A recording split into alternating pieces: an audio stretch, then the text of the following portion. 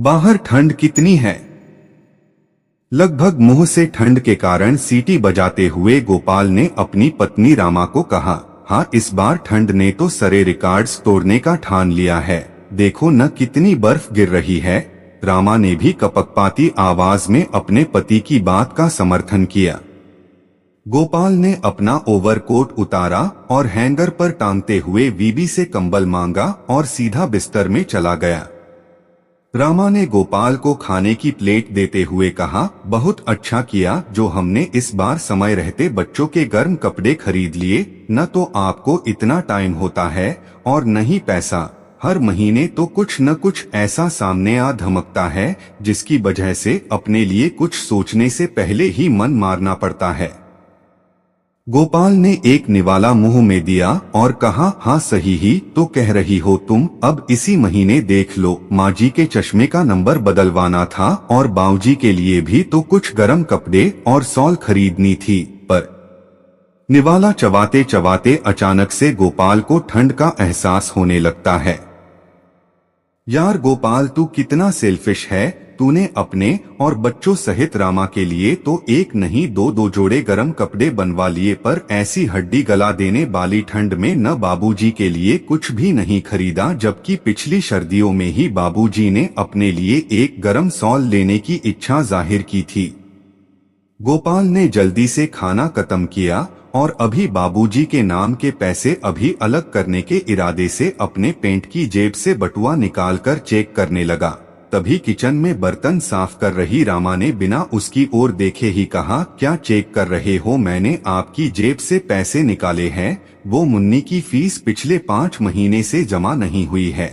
ऊपर से उसकी ट्यूशन वाली मैडम ने उसे अब पढ़ाने से मना कर दिया है क्योंकि वे अब फीस बढ़ा के मांग रही है और हम दे नहीं पा रहे हैं।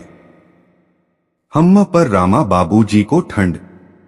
गोपाल ने अपनी बात पूरी भी नहीं कही थी कि रामा ने बर्तन सिंक में जोर से मारते हुए कहा, आजकल कम पढ़ी लिखी लड़कियों के रिश्ते भी नहीं होते हैं। बेबस गोपाल ने एक नजर भर के रामा की ओर देखा और फिर कमरे से बाहर निकलकर बाबूजी और माताजी के कमरे में पहुंचा। अरे गोपाल बेटा, आ गए तुम? हमें चिंता हो रही थी, आज बाहर बहुत ठंड है। गोपाल के पापा ने चिंता करते हुए पूछा। हाँ बाबूजी, आज बहुत ठंड है, कहते हुए गोपाल माँ के पास कंबल में बैठकर उनसे बातें करने लगता है।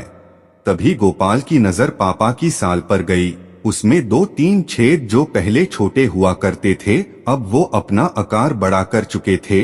अब वे दूर से साफ साफ नजर आ रहे थे। पापा की शॉल की ये हालत देखकर गोपाल सोच ही रहा था कि तभी उसे नजर आया उसके पापा कांप रहे हैं। क्या हुआ पापा जी? अपने अंदर गर्म कपड़े नहीं पहने हैं क्या? आप कांप रहे हैं?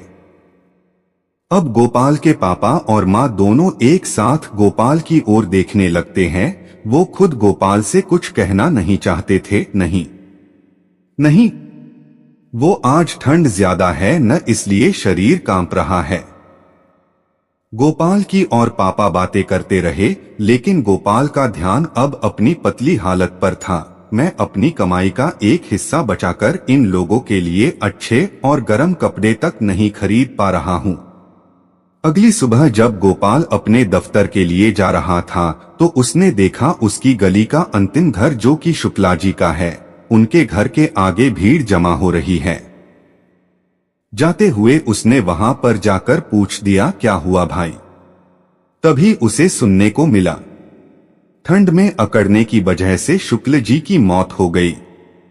ये खबर सुनकर मानो गोपाल सुन्न सा हो गया हो, उसके मुंह से कुछ भी नहीं निकला।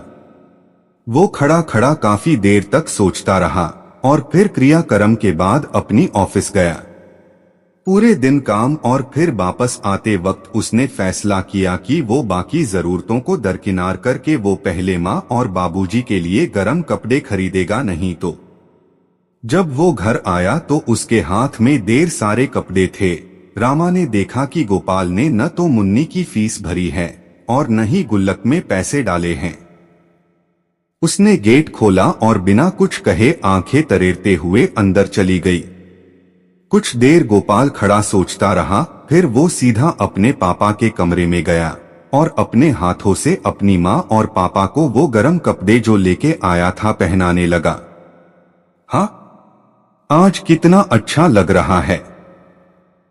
ऐसा लग रहा है जैसे ठंड है ही नहीं। गोपाल के पापा ने अपनी बूढ़ी और जर्जर आंखों में चमक लाते हुए कहा। गोपाल खुशी से उनकी ओर देख रहा था। तभी उन्होंने कहा, मैं 2 दिन पहले शुक्ल जी से मिला था, कह रहे थे लगता है इस बार ठंड हमें लेके ही जाएगी। कमबख्त सही कह रहा था। गोपाल अपने कमरे में आता है तो रामा गुस्से में खड़ी उसे देख रही थी। गोपाल को वजह पहले से ही पता थी, इसलिए उसने कहा, रामा पता है हम इंसान बच्चे पैदा क्यों करते हैं? गोपाल ने रामा की ओर घूर के देखा। गोपाल केवल इसलिए ही नहीं कि वो हमारा वंश आगे बढ़ाएंगे, इसलिए भी जब हम बूढ़े होंगे, हमारे हाथ पैर थकेंगे, तब हमें उनसे उम्मीद रहेगी कि वे हमें हमारी जरूरतों को पूरा करेंगे, और मैंने भी वही किया है। तभी गोपाल अपने बचपन का एक किस्सा सुनने लग जाता है, कैसे उसकी जिद करने पर पापा ने अपने लिए जूते न लेकर उसके लिए नया कोट लिया था। अब रामा समझ गई थी